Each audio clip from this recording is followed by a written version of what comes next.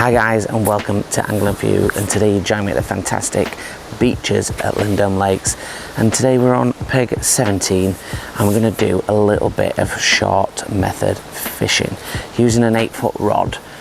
And why do we do it, and sort of when's the right time, what's the right bait. So let's get into the video, and fingers crossed we'll have some fish.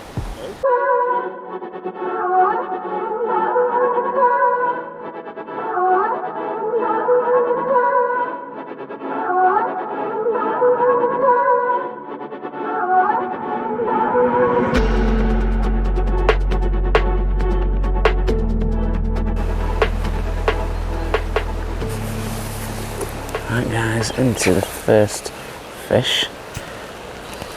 My little F1. These little rods are great. The short fishing picked up a little branch though. Fortunately picked up a little branch on the line. This is getting into that time of year where those things are falling off the trees. Fortunately it's gone right over, so oh, it's got it off. Only got 4-pound line and this tiny little 8-foot rod, and it's such good fun. We're only fishing at a short chuck, like we said in the intro, and it's just that's what it's about. Sometimes not having all that heavy gear, and that's what video's about today. Is around using short rods, when to use them. I've still got apple bush attached to it.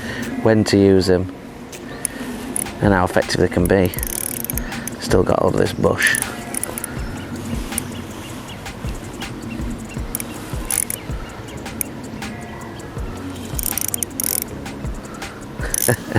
Brandshock.com. And these little rods, you don't need heavy gear. It's a small reel, it's a small line, and a 4-pound line, and that's where, when we talk about the tackle, we'll talk about when the best times to use these are. If you see on the peg that I'm using today, it's got quite a lot of open water. It's a little small carp. And actually, before we turned camera on, we had a lovely carp, around 8-poundish, and I was shocked myself. So I didn't actually get that on film, which was a bit of a bummer, but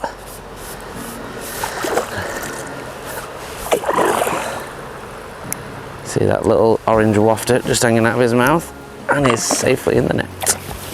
Now at the moment, like most venues, the water has been down quite a bit, so we have got a little bit of a drop. So you notice I've put my rod out my way and I'm not lifting.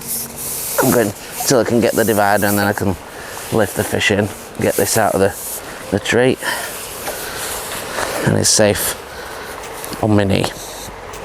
Now he's hooked perfectly. These QM1s always going lovely, and 9 times out of 10 when one of them goes in, stay in and you land the fish. That's the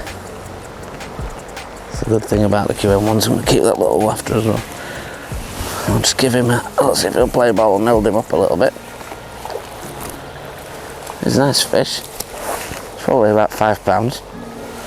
I'll get in on for that. Lovely little. If he'll behave. Behave, lad. You're famous. Chunky little fish there. Beautiful little mirror. Let's get him back. He's ready to go. Lovely job. Now, a few of you guys and girls that are watching now, if you haven't seen my box and why did I change it video, you'll be noticing I'm on a different box, and that is my new Inception box. Now, obviously nothing against the map, because it was phenomenal, and actually 2 pegs to my right there is Glyn, who is fishing with it right now. And Glyn will literally use that box until he stops fishing, so I know it's in a really good home. And if you want to know why I've changed it, I mean, I'll briefly go through, but if you want to watch the video and why, You all know I swap and change as we go along, and that's what we've done. We've swapped and changed. We've gone for an intermediate level box instead of a flagship box to just further show different price ranges, and when we're filming, that we don't always have to get the stupid expensive boxes. We can show the intermediate boxes as well, which is what the channel is about. And probably the next purchase will be the Absolute, and that one finally hits the shops. But for now, and certainly into this season, we will be fishing with this Inception, which is lovely actually. It's been really nice. Is that not the worst thing in feeder fishing? Where the tip of the rod goes over the line.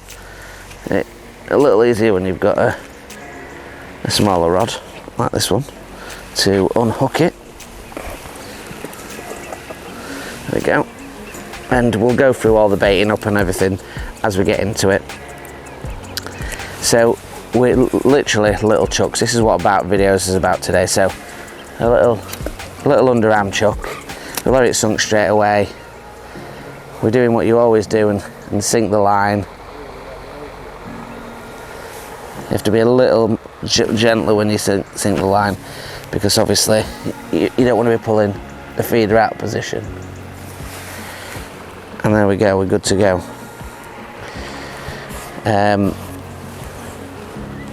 It is simple. You can use a 10-foot rod for this, of course you can. But at the moment I'm using my 8-foot wand, and this is a Browning carp one.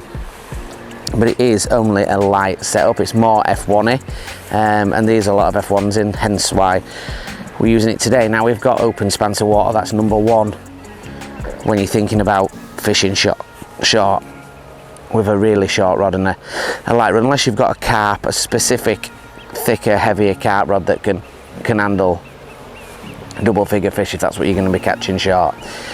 Then this is a slightly lighter one, and we've got open water. We've got plenty of space for it to run. I've got 4-pound line, I've got small reel, and the drag is set relatively slack, so the fish can run without any worries of going into any snags sort of in front of us at least. And that's an important thought when you're looking at short fishing. Now the other thing is, make sure you've got the drag set a little bit, make sure you've got it secure, and make sure you sat near it, because obviously short bites, short length of line, bye-bye rod. And I've seen it happen many times. I've been close to doing it myself a couple of times. Either that or have a little small bait runner reel that you can just let it take the line effectively like a carp reel, and that gives you a chance to pick it up. One of those two options are always good when you're fishing short. So I don't have a clip on. Now the reason I don't have a clip, I get into a little rhythm of a couple of swings and letting it go, and that is landing in, I would be comfortable within a sort of 2-foot radius with a marker on the far bank. If you're going any further than that and you want to put a clip on, that is completely up to you, but just remember, like I said, if short fishing and in open water, most times the fish are going to want to go, so you do want to allow that. So that's hence why I don't have a clip on. It can be really deadly. It can be a really deadly method on a lot of commercials. Carp naturally cruise the shelf and do like to come in closer than you think, even in earlier parts of the day. At the moment, the decision to do it, although it looks super sunny, and I am in a t-shirt, that's just because the sun's on this area. It's 6 degrees this morning. It's not cold, but we have had a lot of rain on and off for the last 2 weeks, and there's a lick of wind on. So all these made me think the water to where I am is probably around 3 foot, and it will obviously get deeper because, as you can see, it's down is the water. That's why I've gone with a feeder today. I want a static bait. I want the fish to come into the area that I've got, and I feel that they'll be happy to do that with the temperatures in the water. Obviously getting some to soak my pellets is not that warm, and I think to start off, that's what I've been looking at. And I've looked across the water and I've not seen any particularly the odd fish show shallow or swirling or jumping, which again makes me think that's where they want to be for now. Maybe if it gets hotter later on, who knows. And I feel confident with that. Like I say, I had a carp straight away, around 8 to 9 pounds.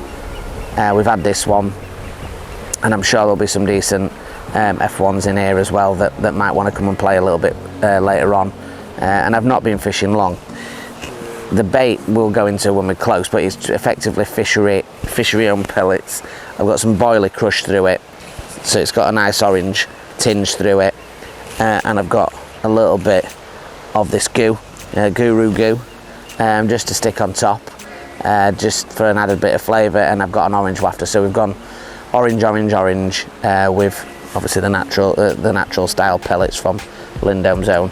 I've not put anything in the pellets, they're just soaked in water, no flavourings, just those boilie crush through there. I think it's a Ringer's boilie crush. Just give the rest of it to Mr. Jackson over the other side to put through his pellets.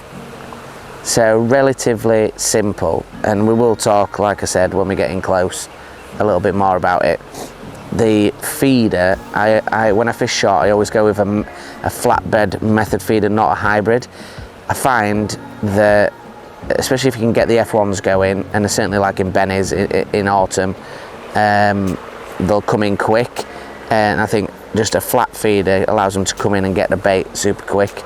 And I do like dead reds with that when it's really on in Benny's, and you can do mid 100 to 200 weights even in sort of October, even into early November if it's been warm.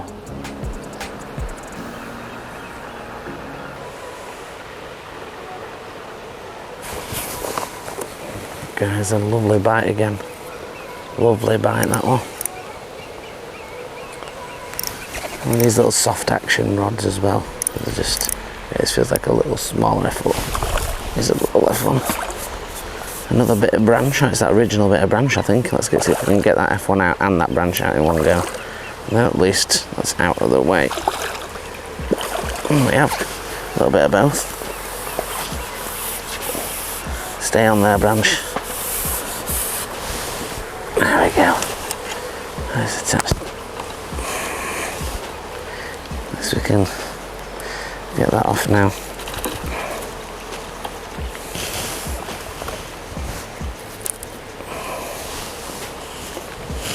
Not going to give us any more trouble. Just a small F1 this time. That pound, it's over a pound on me. And he's even given me the hook. Oh, nice boy. Just get him away, and then we'll have a look in closer detail at this rod setup and the bait we're using to catch them with. Right, boys and girls, we are sat on the box and we have the rod and reel in front of us.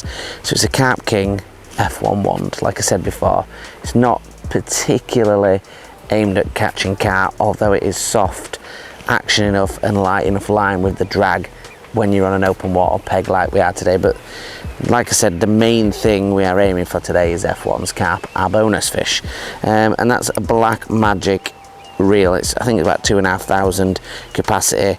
It is a little small reel because obviously it's a small rod and we don't want to overdo the balance. It is an 8-foot rod, so it is tiny in comparison to nice 10-foot rods that most people use, but in situations like this, it is just perfect for what we need to do. Always have a look at the markings on here. So it says 45 grams. So 45 grams is a loaded weight. So don't put a 45 gram feeder on, then smash on a load of bait, because then you're over your 45 grams and you risk injuring the tip or breaking the action.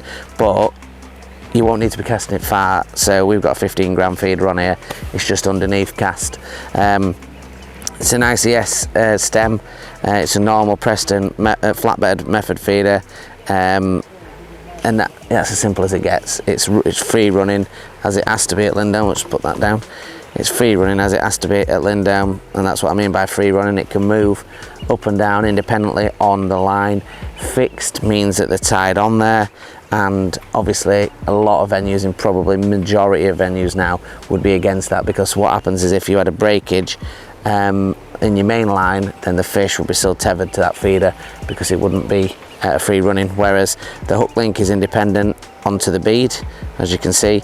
So if this breaks, this main line, it's only going to pull around that, and it's not going to pull around the whole feeder, which is the best case scenario of a breakage. Now the bait, as you can see on the hook, is a little orange wafter. The wafters are ringers, banded, all sorts of 6 mils, and there's sort of, this is shellfish flavour. It smells just all right, to be fair. You know, they're not super strong. They're not sort of under flavoured. They just smell nice. And you can get loads of different colours and different flavours, of course you can. I like the chocolate orange wafters as well. I've got loads of Bait Tech ones, just loads, different sizes. These are just a mixture of yellows, pinks, whites and oranges. I use them a lot for mugging in the summer months. And then I've got Fishery Micros with some crushed expander through it, some crushed boiler through it, which is a Ringer's chocolate orange crush, and I'm just nipping on a few of those. Sorry, just trying to get attacked by a wasp at the same time, which we absolutely despise, cannot handle wasps. So we're putting on a little bit of first. Now, I advise if you have a mould, use a mould. You'll get a lot better, more consistent results. I'm just used to doing it by hand. I always do it by hand. I never can find my mould. So that's what I do, and give it a good squeeze. These pellets will come off. They've been soaked for 2 minutes, then strained off. You can see I'm not overloading the feeders. I'm gonna just put it there for 1 second because I've got a little over the tip. And this is an important point when you are feeder fishing. Do make sure that you not get the line caught over the tip, because it can cause you bedlam. So I've got some of this flavour goo. It's orange, outrageous orange smoke. Is it essential? Probably not, but I like to think that it gives it just a little bit of something else when it's in the water, and that's it really. It's nice and simple. It's a nice and simple underarm cast, as you saw me do before. No point in rushing your underarm casts. Just give yourself around sort of 5 to 6 foot of line and just get a nice little rocking pendulum action. Look at where your far back marker is, and then a little step up and a flick forward, and it's in the water. Click on your bail arm, gentle with when you're sinking your line so you don't pull it out of position. And really that's it, making sure it's in that rest, because obviously we're fishing short and we want to make sure that we don't lose the rod. And that's it, a little tiny tighten up and we are good to go.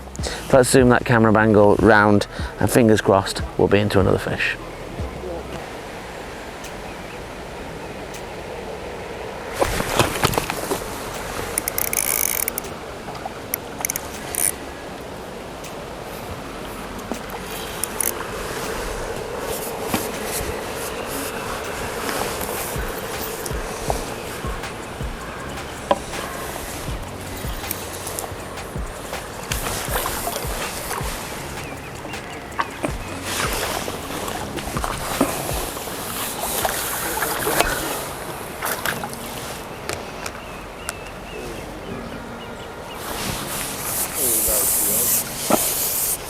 Right guys, that is an absolutely clonking F1.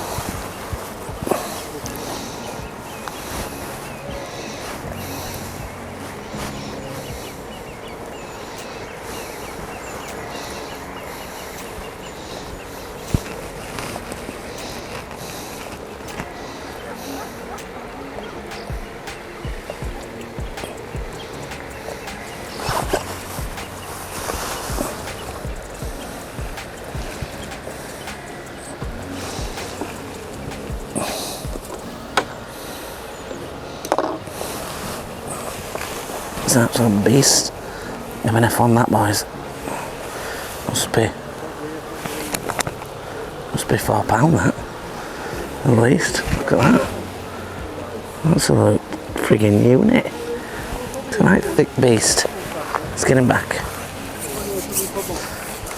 Right, guys, hopefully that video has been helpful to you, and you know, we're going to go on and fish a few other methods and enjoy the day as it materializes. But it can be a very deadly little method, fishing that short method feeder, and especially those littler rods when you're fishing for F1s and they come up nice and close, and can help you really bag a good weight and really quickly. So do give it a try, and let me know how you get on.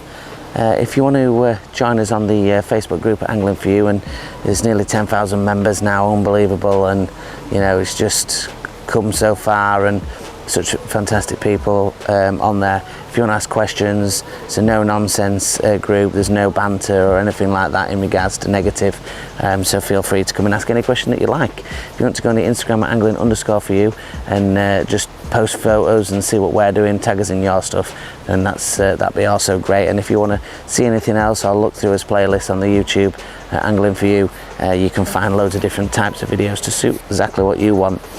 And if you could like, share and subscribe finally and join the Angling For You family, that'd be superb. And until the next one, guys, thank you very much for watching. Tight lines.